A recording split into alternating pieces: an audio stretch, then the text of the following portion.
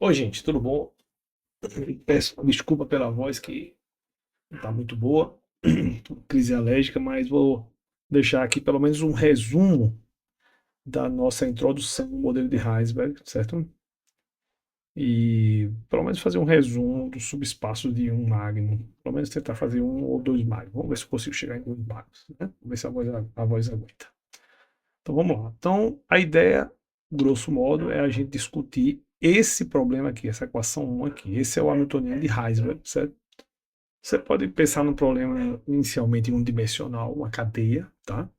Onde você tem posições regularmente espaçadas, né, com espaçamento da A. Em cada posição dessa você vai colocar um spin, que ele pode ter componentes x, y, z, tá bom? E aí essas componentes elas têm um termo de interação, né? Assim, esses spins têm uma interação, e a interação é dada por esse Hamiltoniano, que é o Hamiltoniano de Heisenberg, tá? Então, a gente tem alguns parâmetros importantes assim que tradicionalmente são considerados nessa modelagem e que a gente vai explicar, né? Bem, uma das formas mais tradicionais desse modelo ser apresentado é você colocar aqui esse J como sendo constante e você ter aqui um termo de acoplamento entre as componentes Z, que muitas vezes é chamado de termo de anisotropia, tá? E aí, em função dos valores desse delta e dos valores de J, você pode ter várias propriedades, né? Então, quando esse delta é igual a 1, você tem um modelo onde todas as componentes se acoplam segundo o mesmo J, no caso menos J, né? Quando você tem esse delta igual a zero, você não tem esse termo aqui. Então, você só tem interação entre as componentes x e y. Muito tradicionalmente, esse modelo é chamado de modelo XX, tá? O outro modelo, que é um modelo tipo isotrópico, ele é chamado de modelo XXX, muitas vezes, tá? E existe também uma versão desse modelo, que seria a versão desse cara que é intenso, e predominantemente você tem só essa interação, que é tradicionalmente chamado de modelo de Ising, tá? Que em geral é também um modelo clássico, né? E aí existem algumas propriedades interessantes que a gente vai discutir, né? Tradicionalmente, nessa forma como está sendo apresentada aí o Hamiltoniano, na equação 1, se o J é maior que zero, você tem que o estado fundamental é um estado ferromagnético, tá? E essa é, em geral, onde a gente vai trabalhar, tá? Então a gente vai considerar o Hamiltoniano com aquela cara ali do 1 e vai considerar o limite de J positivo, tá bom? Então, assim, aqui são as propriedades básicas dessas as princípios de computação, né? O spin total e o Hamiltoniano. Aqui eu já introduzi o HXXZ, que seria um limite onde você tem, né? Que eu vou descrever esse delta diferente de 1, tá, gente? Então, o spin total comuta com H, né, que isso é fácil de mostrar. E, como eu disse, né, desse limiar onde você tem esse delta maior ou igual que 1, esse J positivo, você tem que o estado fundamental é basicamente todo mundo apontando para baixo, assim, certo? Então, esse é mais ou menos o nosso ponto de partida para a gente construir o subespaço de 1 e 2 magnos, né? Tá bom? Então, assim, vamos algumas propriedades importantes aqui, que só para a gente relembrar, né? As relações de comutação entre os spins, tá? Entre as componentes dos spins, aqueles operadores de abaixamento de levantamento, de abaixamento e levantamento, que é o operador bem chamado de operador de escada, né? Que é o S mais S menos, que eles atuam dessa forma aqui, tá? Né? E aqui é fácil você mostrar que esse produto aqui, Sn, Sn mais um x, Sn, Sn mais um y, pode ser escrito como essa combinação aqui dos operadores S mais e S menos. Tá bom, gente? É razoavelmente tranquilo de mostrar isso aí. Então, essa é uma propriedade importante que a gente vai usar bastante nas nossas contas aqui, né? Então, o que seria o estado de uma excitação? Seria basicamente o seguinte, seria aplicar o S mais no estado fundamental. Então, ele vai chegar lá na posição N, o S mais N vai chegar na posição N e vai criar flipar um spin. Então, esse estado onde está todo mundo para baixo e na posição N vai ter um flip de spin é o que a gente chama de ket N. Então, essa vai ser a base para a gente decompor nossas ondas de spin, tá bom? Então, quando você vê o cat n, esse conjunto de todos os cats, n, é uma base do seu sistema. E basicamente era isso. Todos os spins apontam para baixo e o spin na posição n aponta para cima. Tá bom? Então essa é a base que a gente vai usar. A gente pode usar essa base para expandir o autoestado do sistema assim. Ó. Então o autoestado filho do sistema pode ser expandido dessa forma aqui. Tá bom?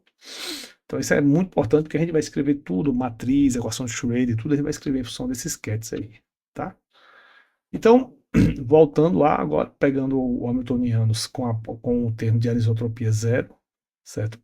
E a gente vai se considerar só o xx, né, que escrito em função dos operadores S mais e S menos é dado por isso.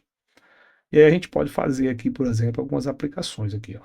Se eu pego esse cara aqui e aplico no n mais 1, você sai trabalhando aqui, ele dá o n. Tá vendo?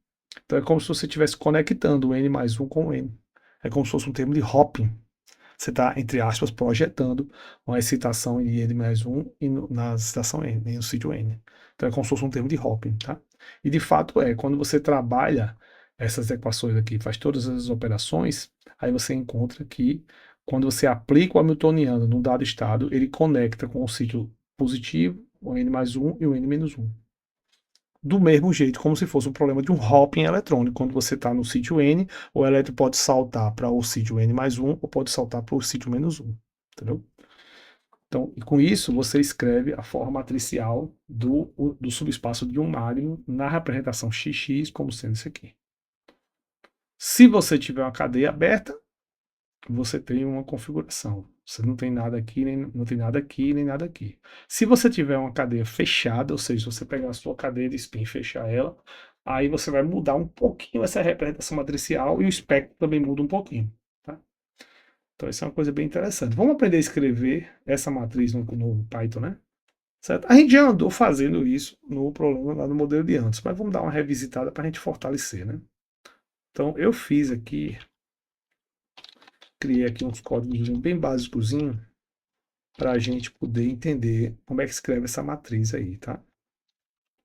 Fiz a seguinte coisa aqui. Então, por exemplo, né?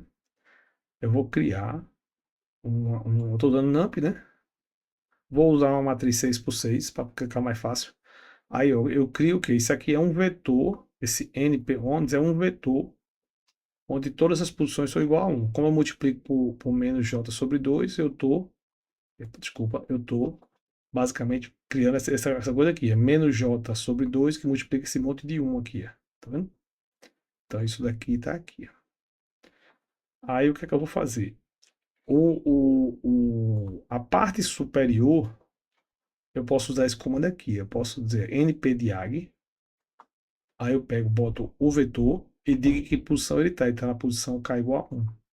Lembrando que k igual a 0 nessa comanda aqui é a diagonal principal. K igual a 1 é o vetor superior. K igual a menos 1 é o vetor inferior. Aí, então, isso daqui é uma matriz. Isso aqui é uma matriz n por n, certo? Com tudo zero, certo? Certo? E a diagonal, a primeira diagonal superior, né? E a primeira diagonal superior igual a menos j sobre 2. Tá bom? Aqui é a mesma coisa. Aqui é a mesma coisa. Sendo que em vez de ser superior, é inferior. Tá bom, gente?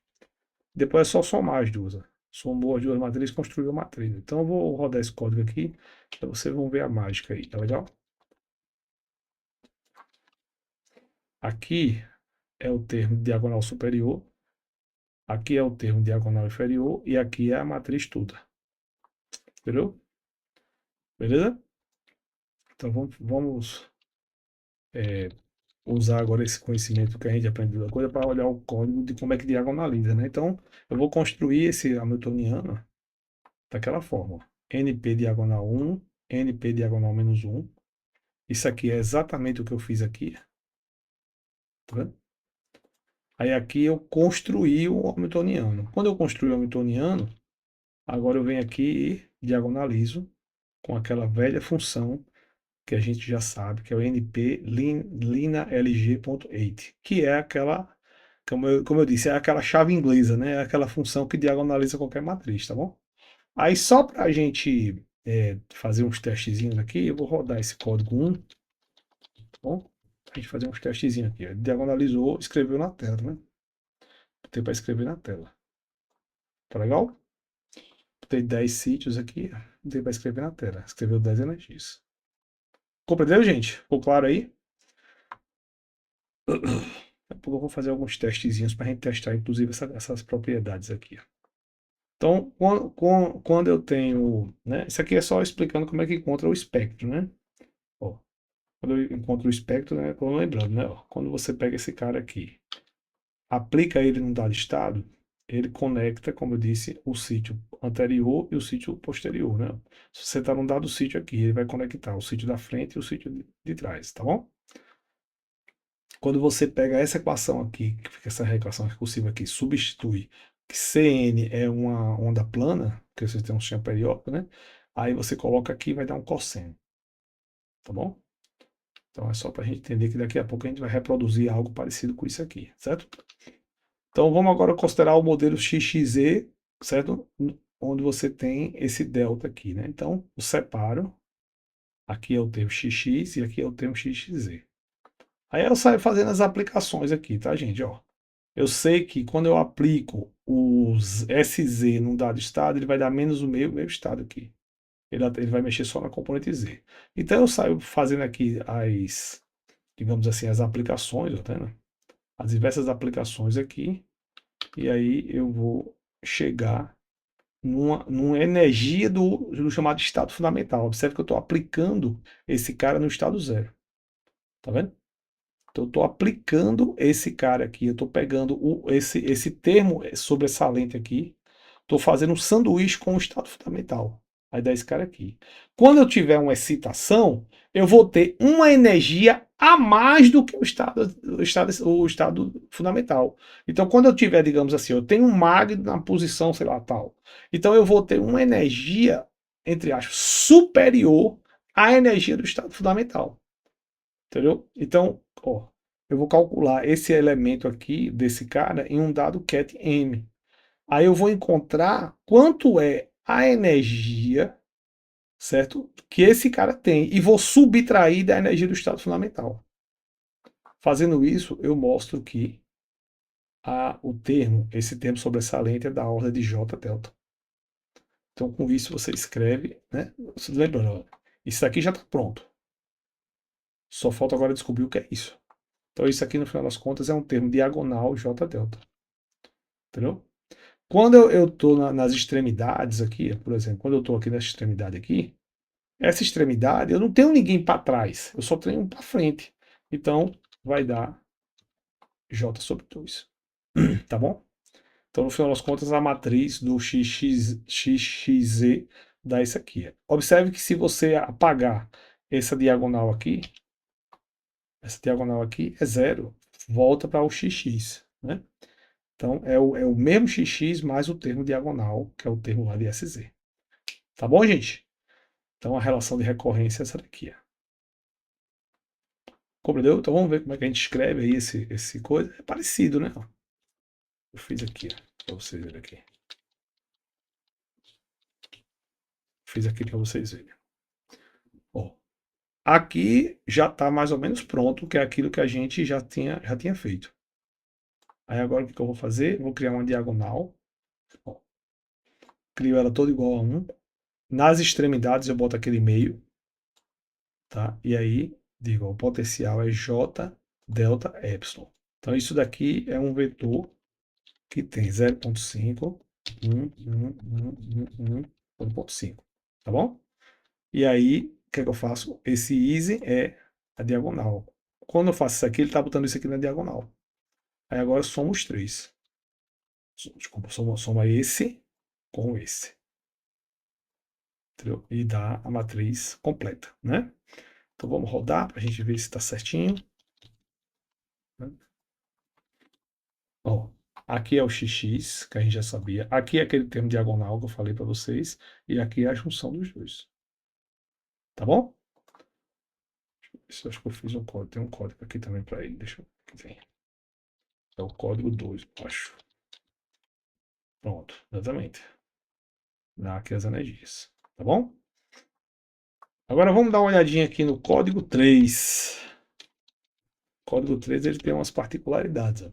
Ele plota a energia versus K, que seria exatamente para a gente poder demonstrar essas propriedades aqui. Aqui se calcula analiticamente, como vocês estão vendo aqui, mas a gente precisa demonstrar, né? Então, esse daqui e esse daqui. Ó. Cadê? Esse aqui eu não coloquei, mas está em algum canto aqui. Está em algum lugar aqui. Não coloquei a dedução aqui, mas tudo bem. Para o XX está aqui. Para o XXZ, você vai dar a mesma coisa somado com uma quantidade ligada àquele termo diagonal. Então você vai somar um termo na energia. Então, basicamente, você vai deslocar esse termo para cima. No final das contas, é isso. Tá? Então, ó, tá aqui. Ó. Esse daqui é o cosseno de K, que é o XX, que é esse aqui, que é esse aqui. Tá vendo? Né? E esse daqui, cadê? E esse daqui é basicamente o resultado numérico para o XXZ com delta igual a 1. Você desloca ele para cá. Entendeu? Então, essa é. Então, observe que aqui você tem o numérico versus aquela. Cadê? Essa parte aqui. E aqui, esse verdinho é o XXZ, que é a diagonalização, né? Colocando delta igual a 1. Tá bom? Que, no final das contas, é a mesma função. A diferença é que você deslocou ela para cima ali pelo valor de delta. Tá bom? Aí eu fiz um outro plot aqui, deixa eu ver se está aqui, que é o seguinte. Fiz um outro plot aqui, deixa eu mostrar para vocês. Gente, deu errado, foi? Ah, não. Ó, é, deixa eu... Tipo, tem um bugzinho ali das cores, depois eu resolvo isso. Deu um bugzinho, mas só um warning, sabe? Só um warning na cor. Vamos lá. Observe. Veja, deixa eu mostrar para vocês aqui. Deixa eu fazer de novo o caso do diagonal. Ó, lembra aqui. Quando eu diagonalizo o xx, dá o menos cosseno de k. Quando eu diagonalizo o xz com delta igual a 1, é a mesma curva deslocada aqui para cima, tá bom? Aí, essa região aqui, se você fizer uma expansão dessa região aqui, ela vai dar algo do tipo 1 menos cosseno. Cosseno é algo da ordem, quando você bota k pequeno, ou seja, k pequenininho aqui, é algo da ordem 1 menos k ao quadrado. Então, quando você faz isso, essa região aqui fica da ordem de k ao quadrado, que é a relação de dispersão lá para o magno em baixo número de onda, tá bom? Então, é isso que eu estou testando aqui, nessa outra coisa aqui. Eu fiz o XXZ para delta pequeno e peguei o K ali pertinho, ó, pertinho de zero, observe, e botei uma curva K ao quadrado aqui, ó. Então, você tem aqui, essa linha daqui é o teórico, que é o que eu te falei, 1 menos cosseno. Lembra que eu falei isso? Você pega a curva que era cosseno, adiciona um delta. Lembra que eu falei isso? E o delta é igual a 1. E quando você aproxima dessa região aqui, você vai estudar, ela fica muito próxima dessa curvinha pontilhada. O que é essa curva pontilhada? É uma aproximação parabólica, proporcional a k ao quadrado. Entendeu? Então é isso. Então você tem aí o problema de um magno com um espectro aqui, a energia em função de k, próximo de uma coisa quadrática, né? Que é um resultado, inclusive, pessoal, é possível medir, né? Beleza? Então é isso, gente. Bem, eu vou dar um tempo aí, vou ficar nesse vídeo aí, nessa parte aqui, certo? E vou deixar dois magnums para o próximo vídeo, tá bom? Beleza? Então a gente aprendeu a escrever a matriz do XX, do XXZ, né? E aí a gente diagonalizou, calculou o espectro, e agora a gente vai para passar para uma coisa que é o problema de dois máquinas, tá bom?